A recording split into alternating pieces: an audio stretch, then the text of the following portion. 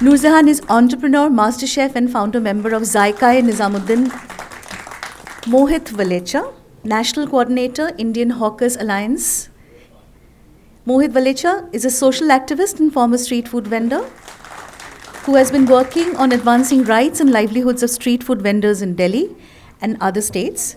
As the national coordinator for the Indian Hawkers Alliance, he has led grassroots mobilization, facilitated vendor surveys, and affected the livelihoods of over 10,000 street vendor families. Joining us virtually are Julie Torres Moskowitz, board member, New York Street Vendor Project. Julie Torres Moskowitz, AIA, is principal of Fate Nature Architecture, also known as FNA Studio, based in Brooklyn, New York, and explores new ways to inhabit the urban fabric. She has practiced architecture for over 25 years in NYC. She is a regenerative design practitioner, passive house design consultant, and a LEED and WELL EP. For 10 years, she is on the advisory board at Street Vendor Project, a 3,000-member organization representing street vendors in NYC. And Samara Khan, researcher, Asian Institute of Technology, Thailand. Samara Khan is an ESG consultant working with nonprofits, governments, and businesses.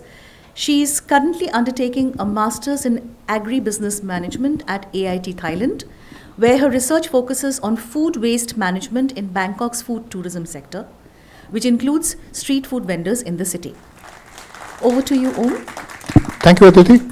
So what you're trying this time is a hybrid version, because there are perspectives that we wanted in the room and it's not possible for everybody to fly and attend. But we still went ahead. So, and we thought, what are the cities, what are the urban spaces where, which we want to study. And so we have a speaker from New York and we have one speaker from Bangkok. We have presentations by Julie and then Samara, and then we'll take the points and discuss that with the physical presenters here, and then we'll have audience questions. So Julie, over to you. So my name is Julie Torres Moskowitz. I'm an architect with a practice in New York City. I'm an architect and also do urban design. I've been an advisory board member for 10 years, since 2016, of the Street Vendor Project. So Street Vendor Project is a nonprofit. It's a members-based organization with 3,200 street vendors across all 5 boroughs in New York City. The membership is incredibly diverse, 96% immigrants, and the members speak a wide variety of languages, including Arabic, Bangla, Spanish, Mandarin, French, and Wolof. They have, the staff is probably around 6 or 7 people, and they have people who speak all the languages I mentioned to do outreach. So in terms of the context of what Street Vendor Project does, it's sort of like, what don't they do? I tried to take a few photos here of some moments of different rallies, protests in Times Square, rally march near City Hall. At the bottom here's an image from Zoom where I'm in the bottom left corner, we were giving testimony to the city council. And then on the right here, just happened last month. It's a big victory for street vendors that I'll explain in the next couple slides. So quickly here, there's over 23,000 street vendors in New York City. They're immigrants, people of color, women, military veterans, and they operate the smallest businesses in New York City.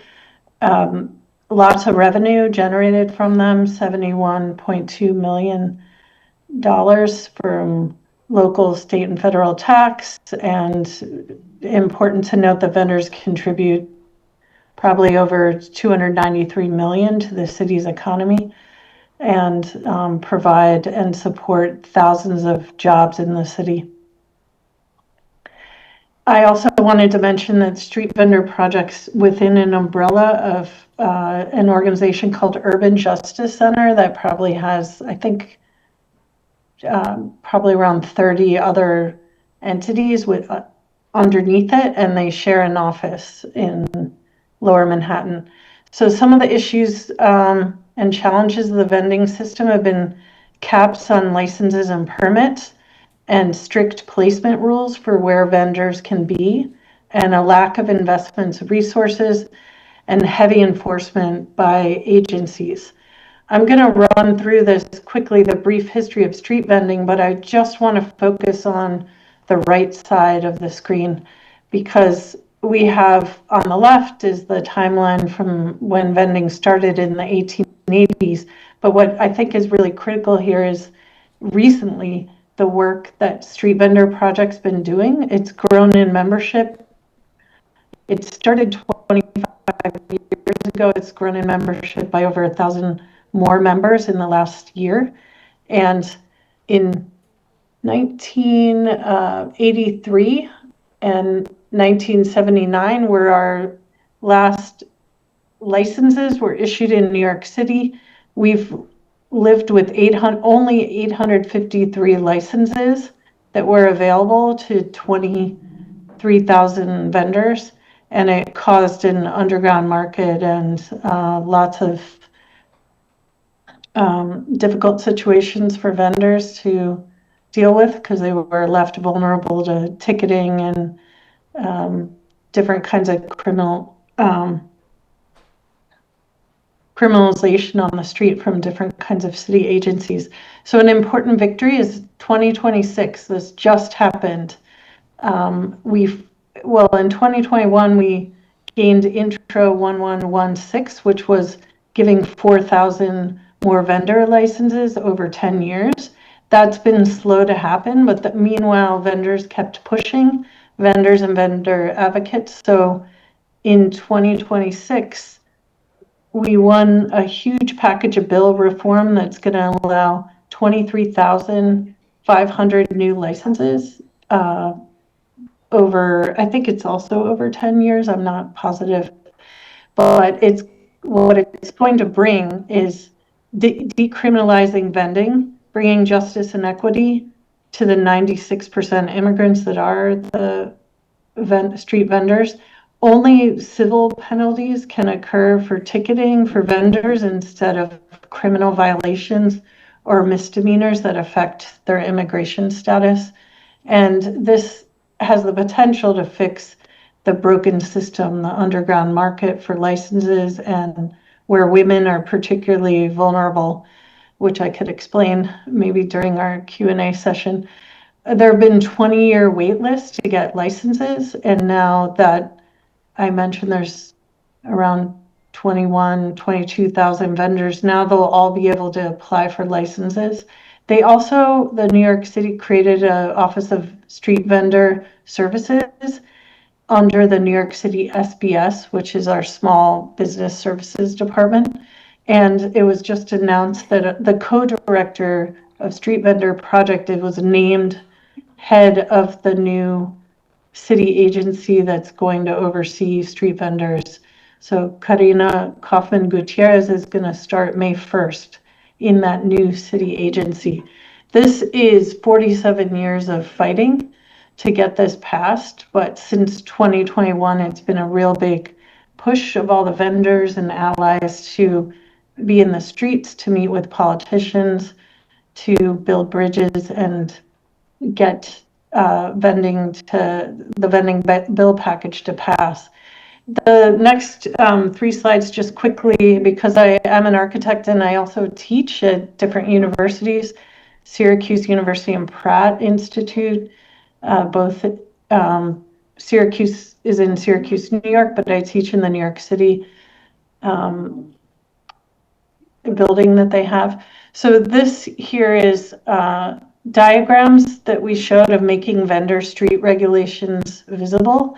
This is part of what Street Vendor Project uses to speak with different politicians and local leaders. The Street Vendor Project asked me with my students to map the regulations for street vendors overlaid onto 7 different important neighborhoods where vendors are set up. Those neighborhoods included at least one from each of the 5 boroughs. And you can see on the bottom right, we visualized the regulations, which include 20 feet away from doors, residential or commercial doors. In this case, on the city block, you can see that leaves no space for vendors. Even though they're in green, you can see there were some vendors there. But this kind of visualizes some of the issues. Also in pink are outdoor restaurants that were allowed during COVID and post-COVID. So there was a lot of flexibility for outdoor restaurants to help them survive. But then you can see the visualization of the rules that vendors have to follow can be very limiting on important city blocks.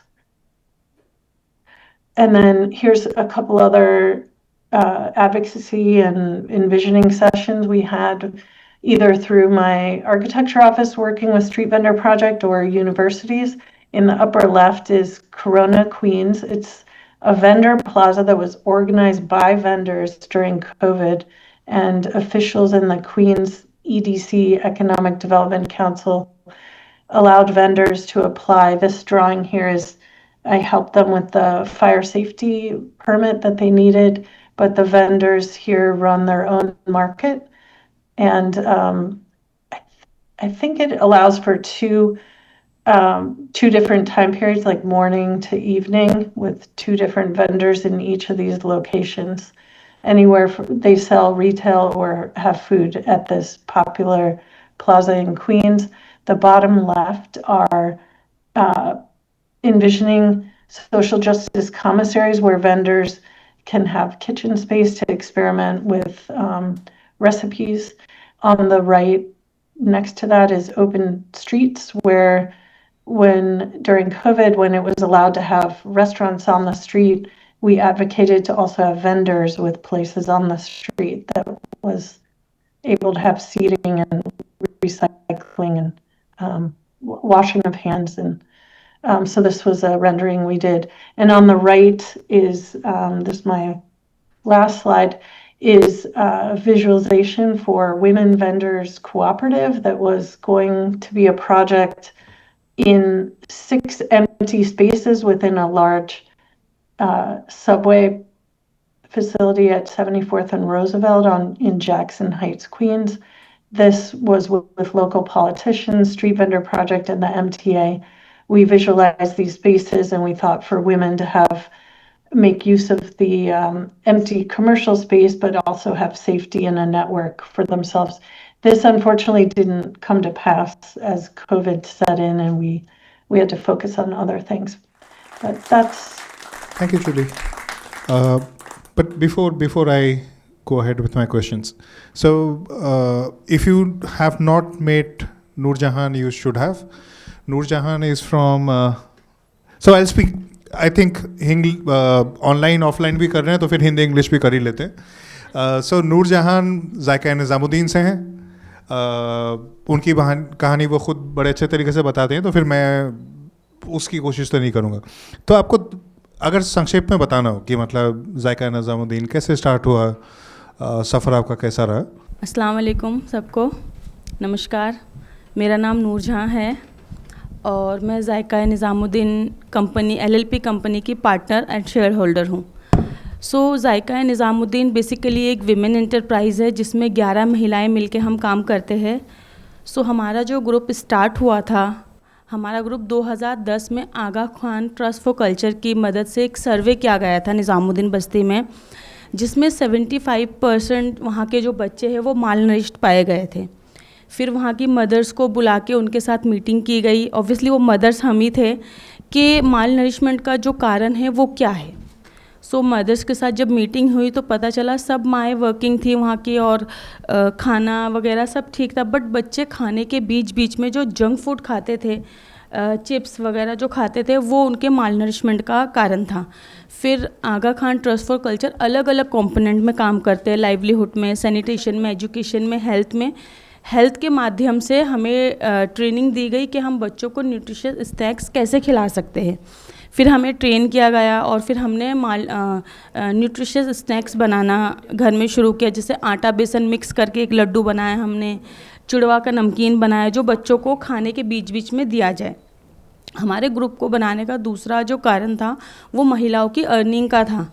महिलाएं basically किसी के घरों में house keeping का काम करते थे या क्लीनिंग का काम करते थे, बट कुछ करना था हमें, हम चाहते थे कि हम कुछ करें और अपने पैरों पे खड़े हुए कुछ अपना कुछ करना चाहते थे।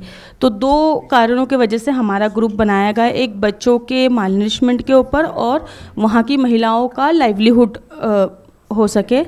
उसके बाद हमें ट्रेनिंग्स दी गई और हमने स्नैक्स बनाना शुरू किया और निज़ामुद्दीन बस्ती में हमने एक कार्ट लगाया अपना स्कूल के सामने, जिससे हमारा बिज़नेस बढ़े। फिर हम अलग अलग मार्केट्स में भी गए और हमने अपना प्रोडक्ट बेचने की कोशिश करी, बट उस टाइम पे इतना मतलब मशीनरी इतनी चीज़ें आ गई थी कि हैंडमेड चीज़ों के लिए इतना नहीं वो था, वो प्रॉफिट एंड लॉस भी सारा हमारा था, तो वो बिज़नेस हमारा इतना नहीं चल पाया। फिर 2015 में हमने अपने केटरिंग विंग का स्टार्ट किया, जो निज़ामुद्दीन का एक क्विज़ीन है। यहाँ पे जितने लोग हैं, बहुत से लोग जानते होंगे कि निज़ामुद्दीन का एक मल्टी क्विज़ीन है जिसमें बिरयानी, कोरमा और कबाब, शामी कबाब, ये सब वहाँ पे बहुत फेमस है।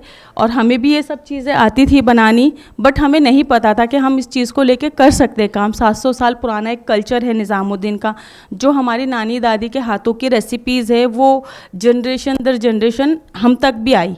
फिर हमने अपने जो हमें ऑर्गेनाइजेशन से कोऑर्डिनेटर मिले थे उनसे हमने बात करी कि क्यों ना हम इसके ऊपर ही काम करना शुरू करें।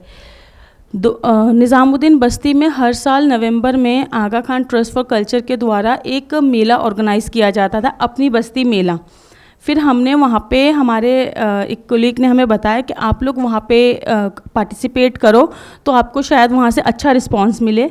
फिर हमने 2015 में आई थिंक अपना पहला स्टॉल वहाँ पे लगाया, जिसमें हमने शामी कबाब और पराठे बेचे वहाँ पे, जिसमें बस्ती से लेकर बस्ती के बाहर से भी बहुत लोग आए थे और वहाँ का बहुत अच्छा रिस्पांस था हमारा। उसके बाद हमें वहाँ पे फिर हमारी इस जर्नी को आगे लेके जाने का मोटिवेशन मिला।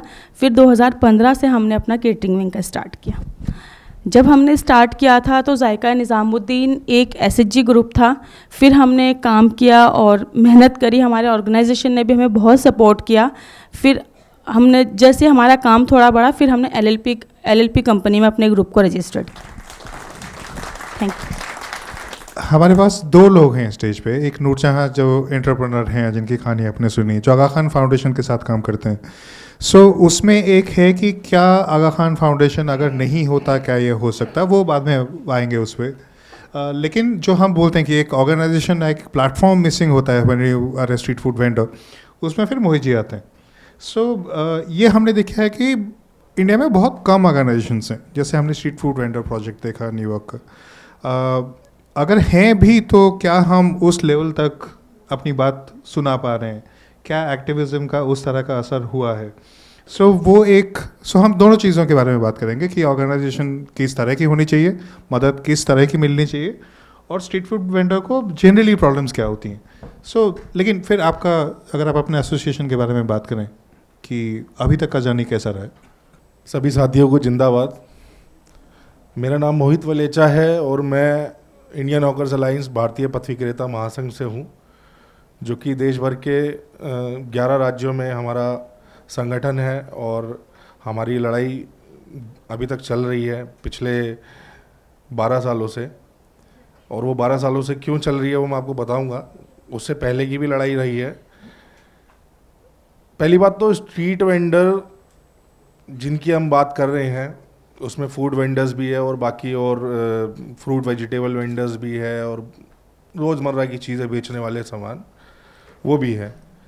और आज जिस तरीके से आज फूड वेंडर्स की यहाँ बात हो रही है, तो फूड वेंडर्स अलग अलग राज्यों से, यूपी बिहार से दिल्ली आते हैं और बंगाल से बेंगलुरु जाते हैं और अन्य राज्यों से मुंबई जाते हैं।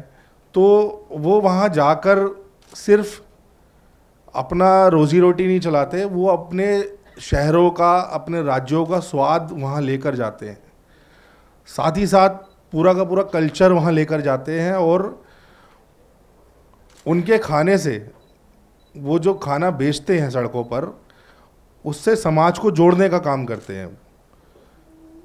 जैसे कि साउथ इंडियन जो खाना है, डोसा, इडली, वो नॉर्थ में तब आया जब वहाँ के स्ट्रीट वेंड, वहाँ के लोग आए यहाँ पर, आके उन्होंने सड़कों पे ये साउथ इंडियन बेचा। मोमोज नॉर्थ ईस्ट से, नेपाल से लोग यहाँ माइग्रेट होकर आए, तो आज पूरे देश में मोमोज सब खा रहे हैं। तो खाना परोसना और खाने की सर्विस देना रोड पर, ये सिर्फ अपनी रोजी रोटी चलाना नहीं है, ये कल्चर को भी जारी रखना है और कल्चर को बढ़ाना है अन्य राज्यों में। और जिन स्ट्रीट वेंडर्स की हम बात कर रहे हैं, वो सिर्फ अपना घर नहीं चलाते, वो सिर्फ अपनी रोजी रोटी नहीं चलाते, वो पूरे समाज को सेवा देते हैं। जो फूड वेंडर्स की अगर हम बात करें, तो जब शहरों में स्टूडेंट्स आते हैं पढ़ने के लिए, तो वो स्ट्रीट वेंडर्स ही होते हैं जिनके सहारे वो अपनी पूरी पढ़ाई निकाल पाते हैं। जो छोटे तबके के लोग हैं, चाहे वो रिक्शा चलाने वाले हो, चाहे वो कंस्ट्रक्शन वर्कर हो, और घरों में काम करने वाली महिलाएं हो, और जितने भी इनफॉर्मल सेक्टर के लोग हैं, वो स्ट्रीट वेंडर्स के बाज़ार पर ही पूरी की पूरी उनके घर की जो दाल रोटी है उसी पे डिपेंड है। वो नहीं अफोर्ड कर सकते कि वो बड़े शोरूम में जाकर बाटा का या फिर रिलैक्सो का शूज़ ले, चप्पल ले, है ना। वो नहीं अफोर्ड कर सकते कि किसी बड़े रेस्टोरेंट में जाकर कॉफ़ी पी ले, चाय पी लें, तो वो उन्हीं के ऊपर निर्भर करते हैं। और स्ट्रीट वेंडर्स, चाहे वो रोज़मर्रा की चीज़ें सामान बेचने वाले हो, वो सामान बनता कहाँ है? वो सामान बनता है छोटे छोटे फैक्ट्रियों में, लघु उद्योग जो हैं उनमें बनता है सामान, और उसमें काम करने वाले लोग भी इसी पूरे बाज़ार पर निर्भर करते हैं। इसी को देखते हुए 2014 में स्ट्रीट वेंडर्स एक्ट इस देश में संसद से पारित हुआ, protection of livelihood and regulation of street vending act 2014। उसके आने के बाद एक उम्मीद पूरे देश के स्ट्रीट वेंडर्स में ये आई कि अब तो खैर हमारे ऊपर जो उत्पीड़न होता रहा है सालों से, वो शायद बंद हो जाएगा। लेकिन हुआ उसका उलट। पहले जितना इनक्रोचर बोलकर और इनको अतिक्रमणकारी बोलकर हटाया जाता था, उससे ज़्यादा एविक्शन कानून आने के बाद हो गया। मैं 12 साल इसलिए बोल रहा, पिछले 12 सालों से मैं खुद लड़ रहा हूँ ग्राउंड पर। मैं खुद एक स्ट्रीट वेंडर रह चुका हूँ और ऐसी ऐसी चीज़ें झेली है स्ट्रीट पर कि आप सोच भी नहीं सकते। उसके बाद जब लड़े, जीते, उसके बाद समझ में आया कि लड़ना कैसे होता है। और फिर बाकी सब लोगों ने भी अप्रोच किया और बुलाया, और फिर हम हर जगह जाने लगे। और आज दिल्ली की आप सभी मेजर मार्केट्स में जहाँ भी जाएंगे तो वहाँ हमारे ही मेंबर्स हैं स्ट्रीट वेंडर्स, और काफ़ी लड़ाई रही है उनकी, उस पर आएंगे अभी।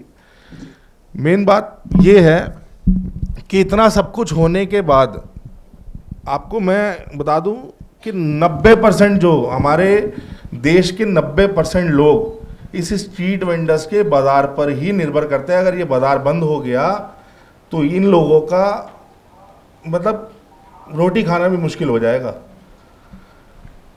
और इस देश के खजाने में जो 60% जो पैसा आता है वो इसी इकोनॉमी से आता है, इनफॉर्मल इकोनॉमी से। जो लोग इन पे डिपेंड करते हैं और जो ये बाज़ार चलाते हैं, इसी इकोनॉमी से आता है। तो यही सब कुछ देखते हुए इनके लिए कानून आए। और आज स्थिति ये है कि इनको उल्टा इनके लिए फैसिलिटी होना, क्योंकि ये सर्विस प्रोवाइडर है, ये इंक्रोचर नहीं है, ये समाज को सेवा दे रहे हैं। उल्टा इनको इंक्रोचर बोल के हटाया जाता है, उठाया जाता है, और सिर्फ इनकी रेडी नहीं उठाई जाती, सिर्फ आपको लगेगा कि इनका सामान उठ के चला जाता है तो क्या हुआ। इनके आत्मसम्मान पे बहुत बड़ी चोट पड़ती है, क्योंकि सीधा सीधा उनके सामने उनकी पूरी जमा पूंजी, पूरी रोजी रोटी उजड़ती है, और वो मेंटली बहुत ज़्यादा टॉर्चर करती है इन लोगों को। आई थिंक इसके अलग अलग पहलू हैं, तो वो सारे डिस्कस करेंगे। लेकिन नूरजहां, जैसे आपने मोहित जी से सुना कि एक हम इसको लड़ाई बोलते हैं कि सड़क पे खाना बेचना एक तरह की लड़ाई है। तो आपने लेकिन जब स्टार्ट किया था, आपने कार्ट से स्टार्ट किया था, निज़ामुद्दीन बस्ती में आपका कार्ट था, अभी तो आपका सुंदर नर्सरी में ट्रक है। सो एक तरह से हम जहाँ भी जाते हैं हम तो जायका निज़ामुद्दीन को सक्सेस स्टोरी बोलते हैं कि बड़े कम टाइम में आपने बहुत बड़ा फासला तय किया। तो इसमें आप ये जो लड़ाई की बात कर रहे हैं मोहित जी और जो आपका सक्सेस है, इसमें क्या डिफरेंस है? आपको ये जो सक्सेस मिला इतनी जल्दी, जल्दी तो नहीं बोलूँगा वैसे, लड़ाई तो आपने भी की है 10 साल। तो ये इसमें क्या है, अगर बाकी कोई इससे सीखना चाहे जायका निज़ामुद्दीन से कि उन्होंने ये कर दिखाया तो हम भी कर सकते हैं, इसमें क्या है सीक्रेट सॉस क्या था आपका? बेसिकली इसमें जो जैसे कि हमने बताया कि हमारा ऑर्गेनाइजेशन का बहुत सपोर्ट रहा है, ग्राउंड लेवल से लेके उन्होंने कस्टमर बनाने तक। सुंदर नर्सरी ऑर्गेनाइजेशन मतलब Aga Khan foundation? Aga Khan foundation, sorry, thank you. नहीं सो ग्राउंड लेवल से लेके उन्होंने ट्रेनिंग से लेके फंडिंग से लेके सब चीज़ में, फंडिंग रेज करने से लेके सब चीज़ में हमें हेल्प करी। तो जो सर ने बताया वो वाला फेस एक हमने नहीं फेस किया है। सर से बात करके और सर का सुन के अभी लग रहा है कि हमें कि शायद हम उस चीज़ से नहीं हम जूझे हैं, बट मेहनत हमने भी करी है। हम भी, हमारा जो ग्रुप है बेसिकली बहुत ज़्यादा पढ़ा लिखा नहीं है, इवन मैं भी 6 क्लास तक ही पढ़ी हुई हूँ, बट जो ऑर्गेनाइजेशन की तरफ से हमें ट्रेनिंग्स मिली है और हमने काम किया और काम करते करते ही हमें ये नॉलेज आई है। सो वो वाला जो फेस है कि किसी की रेडी तोड़ दी और हटा दिया, वो चीज़ें हमने नहीं फेस की है। हमें ट्रेनिंग्स प्रोवाइड की गई, फंडिंग में हमारे को हेल्प की गई, इक्विपमेंट हमें लेके दिया गया, मार्केटिंग में हमारी हेल्प की गई, इस तरीके की सारी हेल्प्स हमें हमारे ऑर्गेनाइजेशन से मिली है। So we'll try to patch Samara in. So Samara, we actually had a bit of a offline discussion, but if you are ready with your presentation, we can start with that. Okay, it's better now. Thank you. Okay, so I will begin. Hello, good afternoon, everybody. My name is Samara. I'm speaking from my research, the Asian Institute of Technology in Bangkok, Thailand, where I am examining food waste generation, food waste segregation from mixed waste, and waste disposal practices across Bangkok's food service sectors, including street food vendors as part of my sample population for my study. In Bangkok, what we have street food, but more of a broader process of spatial reorganization. The Bangkok Metropolitan Administration, or BMA, has made efforts to increasingly move street vendors into specific designated zones, including night markets and formalized spaces, rather than eliminating or restricting street food vendors entirely from tourist zones. The private sector as well has taken initiatives into organizing street food vendors inside shopping malls, such as Terminal 21 in Sukhumvit, in a major tourist district. So, from a systems perspective, this has important implications for waste and hygiene management, where street food vendors are clustered, waste generation becomes more predictable and centralized. This also allows for more efficient collection and management of waste. As a recent Bangkok Post reporting shows, new street food hubs and designated vending areas are being developed in Bangkok with structured facilities and improved waste services, which support a cleaner urban environment vision of the larger Bangkok 2030 vision. However, what is equally important and perhaps sometimes overlooked is that this model of organizing street food vendors into designated areas also improves access to basic infrastructure, specifically to water and sanitation. Street food vendors operating within these designated zones typically have access to washing stations, to drainage systems, and to cleaning facilities. These things together, they directly improve hygienic practices and food safety in the street food vendor landscape. In fact, a recent BMA policy updates indicate that vending permissions for street food vendors are increasingly tied to compliance including access to water. Now, street food vendors who have access to water are far better able to maintain clean preparation environments and manage organic waste, which improves both hygiene and environmental outcomes for the whole city. As I was saying, vendors who have access to water are far better able to maintain cleaner preparation environments and manage their organic waste, such as food waste, which improves both hygiene and environmental outcomes for the whole city. So, at one level, while we can say that Bangkok's model is working to improve waste management efficiency and public health conditions by integrating vendors into the formal urban planning system. However, Julie, can we go to the second slide, please? However, there are also several important limitations. So, firstly, relocation of street food vendors can lead to livelihood disruptions. Street food vendors who are moved away from high traffic areas or their familiar locales often lose visibility and customers.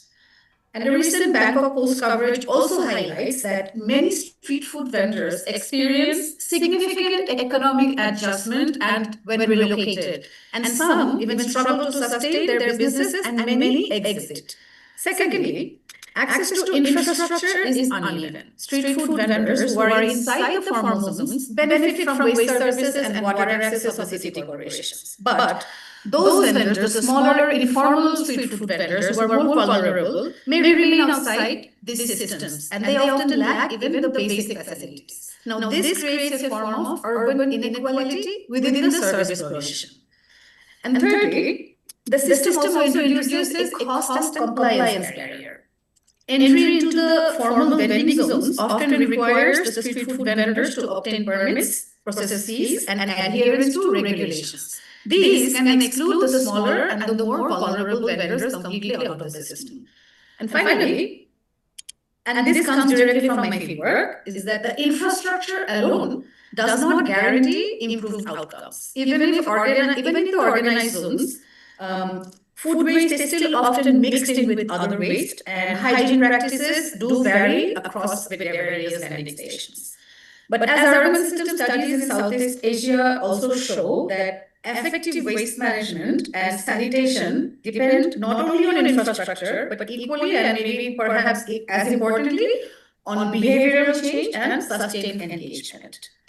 So, to kind of conclude the sort of the presentation, I would say that the Bangkok's model for transferring street food vendors into designated urban zones does improve both access to waste management and hygiene by linking street food vendors to urban infrastructure such as water, sanitation, and centralized waste management systems. But at the same time, it also reshapes the urban system in ways that determines who gains access to these services and who is excluded. And this tension that is between the efficiency and the inclusion is really what is at the heart of the discussion of my research, and I feel also today. But we can leave some other questions for a Q&A section, and I will finish here for now. Thank you. Thank you so much. Things that we talked about was access to sanitation.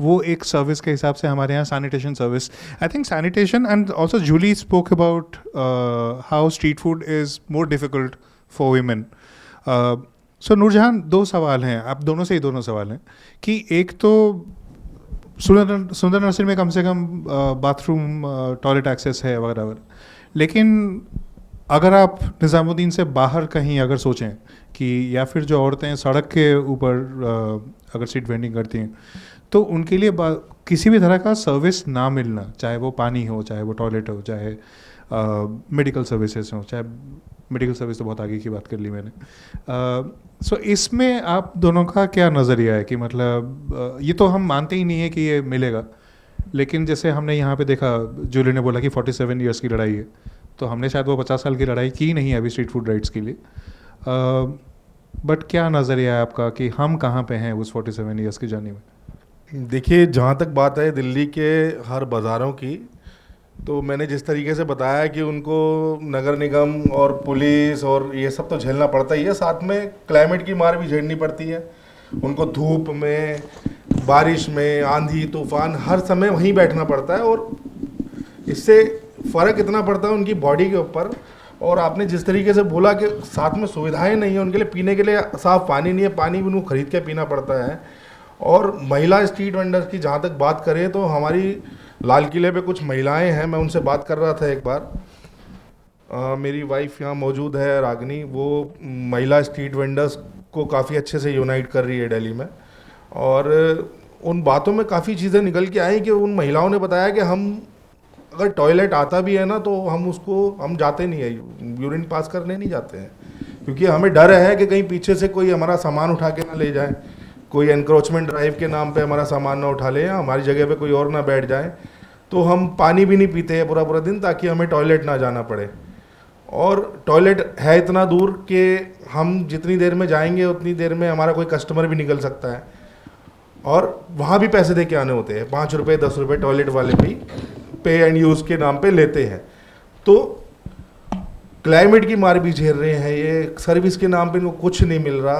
और जहाँ तक बात है महिलाओं की भी, और ख़ास करके हमारे विकलांग जितने वेंडर्स हैं, जो दिव्यांग हमारे जो वेंडर्स हैं, उनको भी बहुत कुछ झेलना पड़ता है स्ट्रीट्स के ऊपर।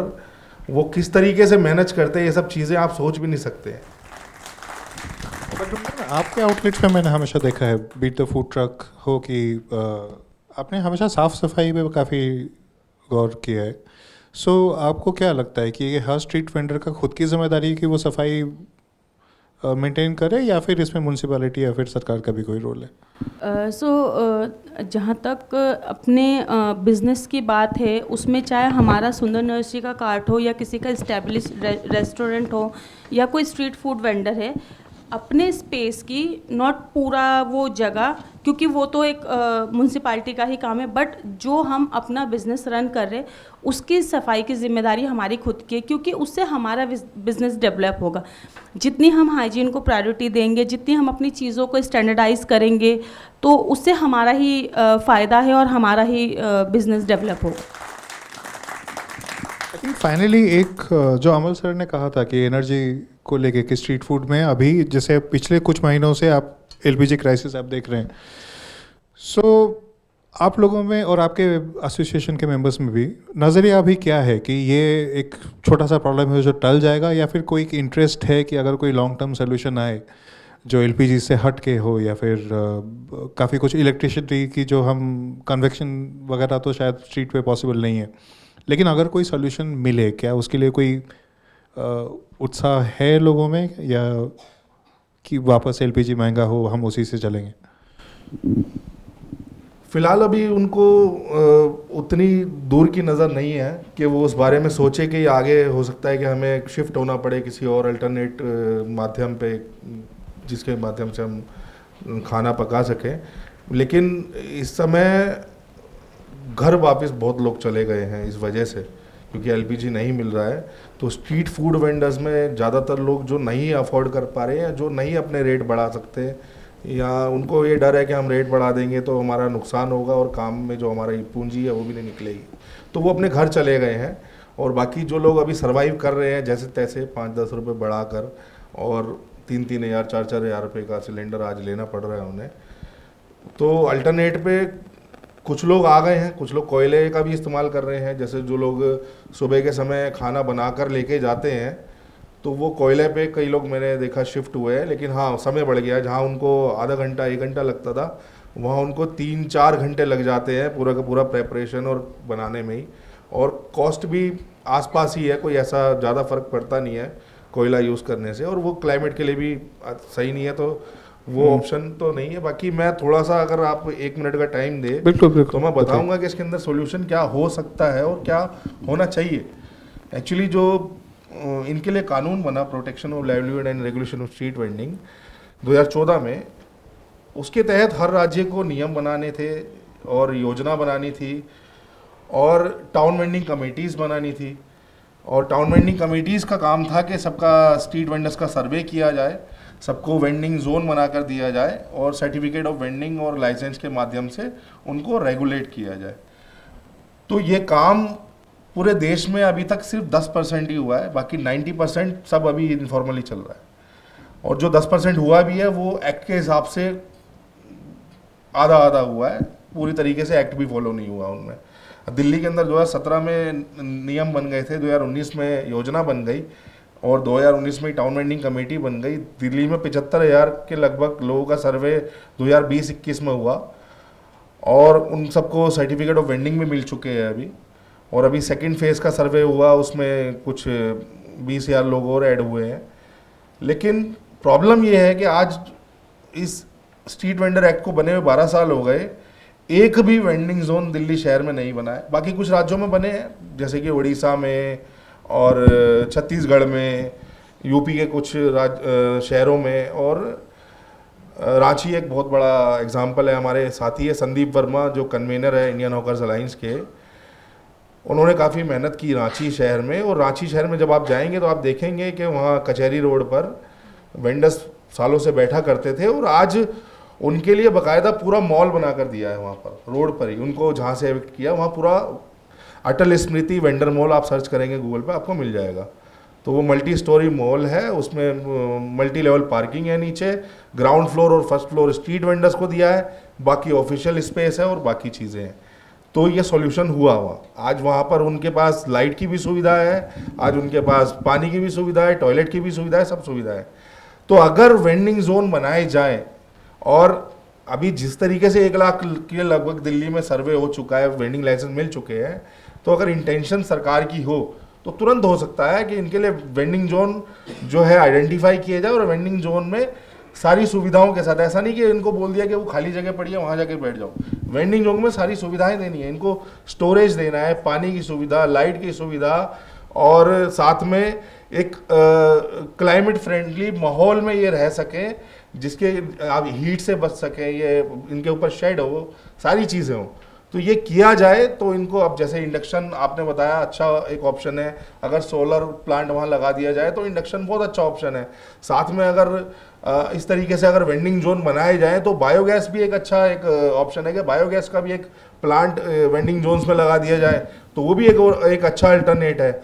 लेकिन अभी जिस तरीके से इनफॉर्मली ये लोग भाग दौड़ में काम कर रहे हैं, एक जगह आते हैं सुबह और शाम को चले जाते हैं, और कुछ मोबाइल वेंडर्स घूम घूम के काम कर रहे हैं, तो इस समय पे इनको अल्टरनेट पे जाना बहुत मुश्किल है एलपीजी छोड़कर।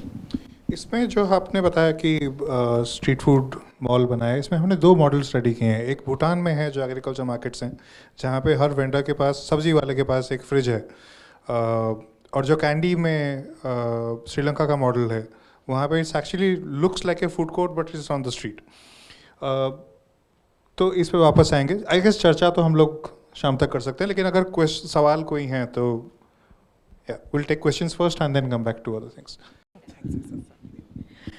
मोहित जी, एक बात मुझे बहुत अच्छी लगी, आपने जो बोले कि जितना आइडेंटिटी डॉक्यूमेंट्स आता है उतना स्ट्रीट वेंडर को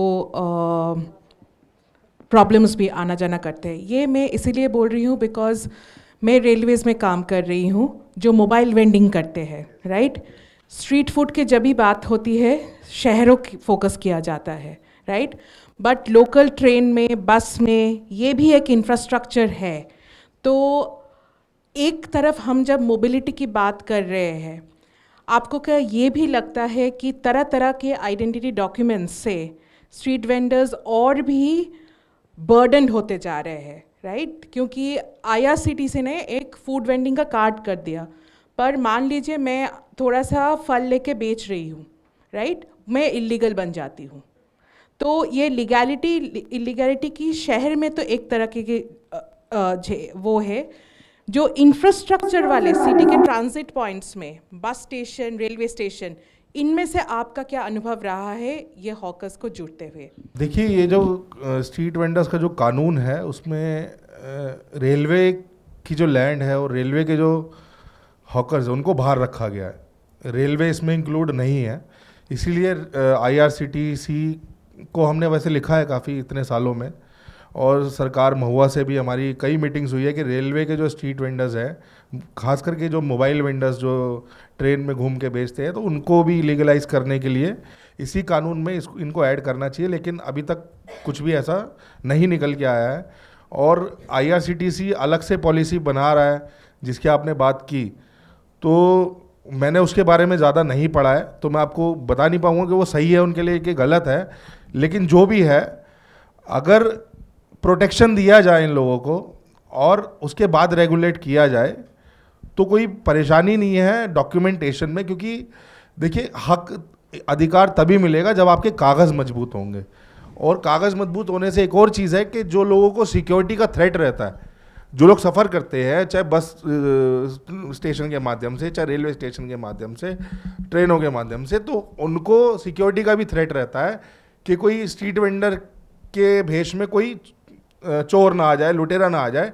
ये कहा जाता है, होते ही नहीं है स्ट्रीट वेंडर, कोई भी चोर लुटेरा नहीं होता है, लेकिन एक नैरेटिव सेट किया गया है उनके लिए। तो जब कागज़ मजबूत होंगे, उनके गले में कार्ड होगा, तो आप जाहिर सी बात है ट्रांसपेरेंट हो गया ना वो, तो आप किसी को भी आइडेंटिफाई कर सकते हैं कि वो लीगल वेंडर है या नहीं है। लेकिन हाँ, अगर इसमें ट्रांसपेरेंसी से सारा काम किया जाए, सभी को इंक्लूड किया जाए, कोई भी छूटे ना इसमें, और करप्शन ना हो इसके अंदर, तो मुझे लगता है कि ये सही होगा। IRCTC अगर अलग से इस पे पॉलिसी बनाती है, और लेकिन उसमें सोल जो है वो स्ट्रीट वेंडर एक्ट की होनी चाहिए। मेरा सवाल मोहित जी से है एक्चुअली।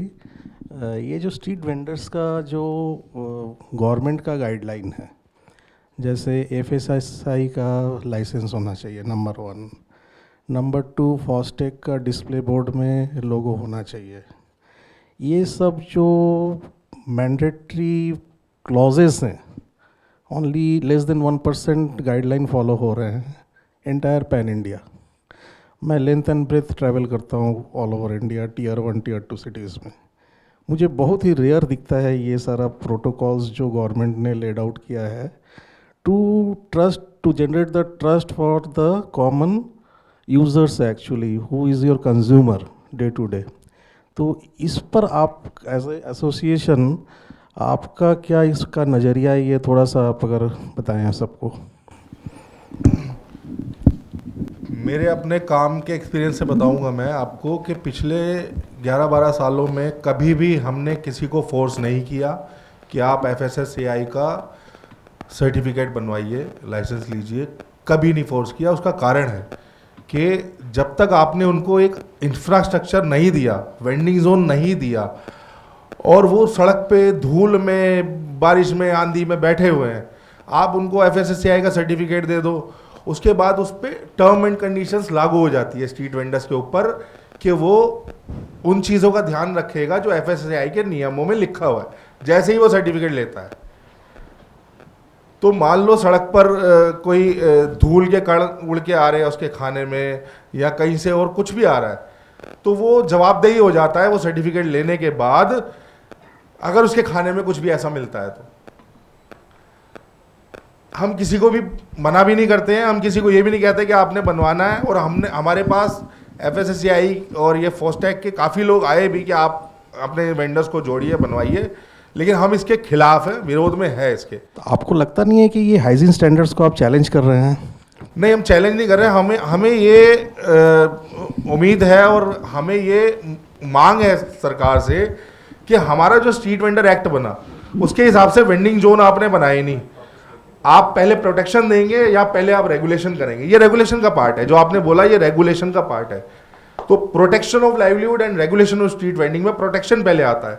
तो आपने प्रोटेक्शन दिया नहीं, उनको वो माहौल दिया नहीं कि वो एक सराउंडेड एक वेंडिंग जोन में बैठे जहाँ पर उन सारी चीज़ों का शट का वो लगा सके। आज एक त्रिपाली भी लगा लेता है ना एक वेंडर, तारपुलिन, तो उसको इंक्रोचमेंट के नाम पे उखाड़ के फेंक दिया जाता है पूरा का पूरा, कि आप तारपुलिन भी नहीं लगा सकते। तो आप कैसे उम्मीद करेंगे कि वो FSSAI की गाइडलाइन को वो पूरा जो है फॉलो कर लेगा? तो पहले हम कहते हैं कि उसको प्रोटेक्शन दो, उसके बाद आप ये सारी चीज़ें फॉलो करवाओ, और ये एक्ट में भी है कि उसको ये फॉलो करना पड़ेगा। लेकिन वेंडिंग जोन बनने के बाद आप उससे फीस लेंगे, उस फीस के बदले में आप उसको सर्विस देंगे, उन सर्विस में फिर आप रेगुलेशन भी लगाएंगे, तो वहाँ रेगुलेशन लगेगा तो अच्छा है। अभी फिलहाल इनफॉर्मली ये हम इसको सीधा सीधा अपोज नहीं कर रहे हैं, लेकिन हम किसी को बोलते भी नहीं कि आप मत बनवाओ या बनवाओ। आजकल स्विगी जोमेटो से जुड़ने के लिए स्ट्रीट वेंडर्स को वो बनवाना पड़ता है FSSAI का सर्टिफिकेट, तो वो लोग बनवाते हैं, तो हम लोग रोकने भी नहीं जा रहे किसी को। लेकिन फिलहाल ये नहीं होना चाहिए मेरे हिसाब से, ये रेगुलेशन नहीं। एक 5 स्टार होटल पे भी वही टर्म एंड कंडीशन अप्लाई होती है और एक स्ट्रीट वेंडर पे भी, तो दोनों को आप एक ही तराजू में नहीं तोल सकते। ये क्वेश्चन में Yes. आप दोनों का बहुत बहुत शुक्रिया। मेरा सवाल मोहित जी से है। आपने अभी बात की थी कि रांची में किस तरह से वेंडिंग स्पेसेस बन रही हैं और भी जगह पे मतलब देश में वेंडिंग जोन्स की तैयारी हो रही है, जो बहुत ही अच्छी मुहिम है। पर क्योंकि हम जानते हैं कि हमारे देश में सप्लाई और डिमांड का हमेशा इशू रहा है, तो हमारे पास कभी उतनी स्पेसेस शायद नहीं होंगी जितने हमारे स्ट्रीट वेंडर्स हैं। तो मैं ये जानना चाहती थी कि उस वेंडिंग स्पेस में जिसे जगह मिलेगी, हमारे जो इंफ्रास्ट्रक्चरल डिबेट्स चल रहे हैं, हमारे जो सोशियो कल्चरल डिबेट चल रहे हैं कि किस तरह का खाना स्ट्रीट पे होना चाहिए, कौन होना चाहिए, किस पहचान के लोग होने चाहिए, उस सब पे आपकी जो मुहिम है वो किस तरह से काम कर रही है, वो सब कैसे मैनेज किया जाता है? देखिए, हमारी सबसे पहली तो मुहिम यही है कि उनको सम्मानजनक काम करने दिया जाए पहले, उनको सम्मानजनक जगह दिए जाए पहले, जहाँ पर वो अपना रोजी रोटी चला सके। और हमारा ये मानना, और कई रिसर्चेज में भी आप देखेंगे कि जो 5 स्टार होटल्स में जो खाना होता है, 5 स्टार 3 स्टार आप जाएंगे तो वहाँ फ्रोज़न फूड ही खिलाया जाता है। वो जमी हुई दाल निकालेंगे फ्रीज़र से, उसको तोड़ के गर्म करके और गर्मा गर्म आपको सर्व कर देंगे वहाँ पर। अब वो कितने दिन पुरानी है आपको नहीं पता। लेकिन स्ट्रीट वेंडर वो कम्युनिटी है कि जो बहुत ही लो बजट में काम करते हैं, उनके घर पे फ्रिज तक की सुविधा नहीं होती है। ज़्यादातर लोग माइग्रेट है, उनके घरों पे फ्रिज की सुविधा भी नहीं है, तो वो डेली बनाते हैं और डेली अपना जो है सामान ख़त्म कर देते हैं। आपको रोज़ फ्रेश मिलेगा वहाँ पे, कल का मिलेगा ही नहीं, क्योंकि उनके पास रखने की जगह ही नहीं होती है। तो स्ट्रीट पे जो खाना मिलता है हमें, मुझे लगता है कि बड़े बड़े रेस्टोरेंट, बड़े बड़े होटल्स भी उस क्वालिटी का खाना नहीं दे पाएंगे, फ्रेश खाना नहीं दे पाएंगे और उस रेट में नहीं दे पाएंगे। और हमारी स्ट्रीट वेंडर्स को लेके यही मुहिम है कि उनको अगर डेडिकेटेड उनके लिए मार्केट्स बनाई जाए। जैसे कि आपको बता दो, कानून में एक और चीज़ है कि 25 साल से पुराना कोई भी मार्केट होगा तो उसको नेचुरल मार्केट बनाया जाएगा, और 50 साल से पुराना कोई भी अगर बाजार होगा तो उसको हेरिटेज मार्केट डिक्लेयर किया जाएगा। तो हेरिटेज के तहत नाइट मार्केट्स भी बनाई जा सकती है। मान लो लाल किले के सामने चांदनी चौक है, वहाँ नाइट मार्केट बनाई जा सकती है। पूरी स्ट्रीट फूड मार्केट जहाँ पर लोग जाके खाना खाएं।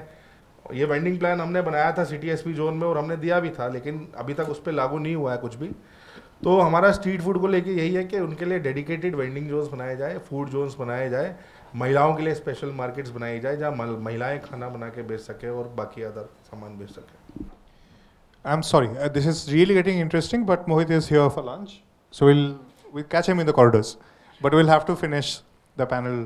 मैं आपको बताना चाहूँगा कि जिस तरीके से हम लोग लड़ाई लड़ रहे हैं और हमने कैरेक्टर चेंज किया है, सच में आप पुराने जितने भी लोग थे वो सिर्फ खत के माध्यम से बड़े बड़े नेताओं के पास चले जाते थे, कोर्ट चले जाते थे। हमने ग्राउंड पे लड़ना वेंडर्स को सिखाया, उसको उनको इतना अवेयर किया है कि ग्राउंड पे जब उनके पास एविक्शन के लिए ड्राइव्स आती है तो हम उनको इतना मजबूत कर देते कि वो सवाल पूछते हैं आज कि आप क्या नोटिस लेके आए, क्या आपके पास कोई कागज़ है हमारे को हटाने का।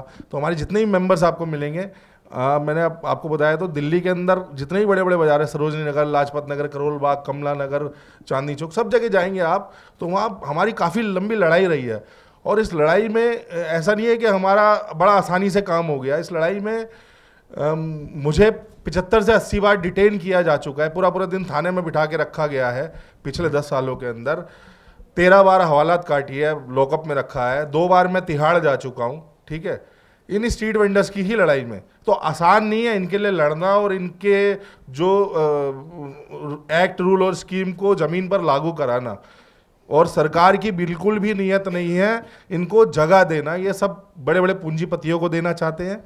स्ट्रीट वेंडर्स के लिए इनके पास नीयत ही नहीं है देने की। हम बड़े बड़े अधिकारियों से बात करते हैं, हम अभी हिमाचल में गए थे, वहाँ की डीएम को नहीं पता कि ऐसा कोई कानून भी है। तो हम हैरान हो जाते हैं कि इतने बड़े बड़े एग्जाम क्लियर करके ये लोग IPS IAS बनते हैं, इनको पता ही नहीं है देश में कि स्ट्रीट वेंडर्स के लिए कानून भी है। हाँ, तो इनको समझाना पहले बहुत मुश्किल है। और मतलब हम मोहित जी, हमें चौथा साल भी करना है, अभी बस तीसरा साल ही हुआ है जी। तो वही अब है लिमिटेशंस, तो क्या बोले अब।